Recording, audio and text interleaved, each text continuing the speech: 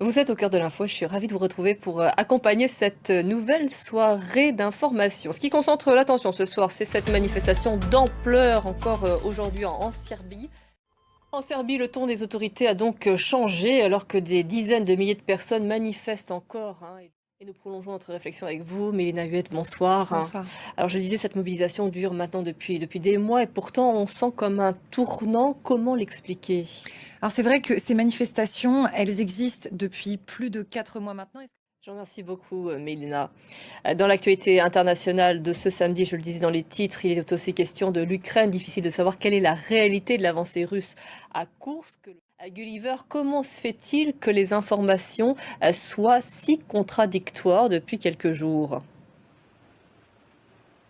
Oh, ce ne serait pas la première fois que les informations russes et ukrainiennes soient contradictoires.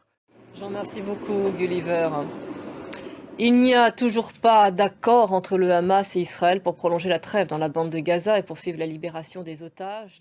Il y a eu une explosion à Latakia dans le bastion Assad en Syrie, ce bastion qui a été le week-end dernier le théâtre de massacres de civils.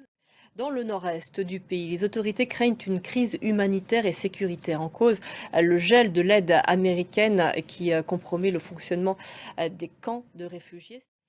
Butch Wilmore et Suni Williams vont-ils pouvoir enfin rentrer sur Terre? La NASA et SpaceX ont lancé la fusée qui doit permettre leur sauvetage. C'était l'essentiel de l'actualité, vous êtes au cœur de l'info, je vous retrouve dans une poignée de minutes.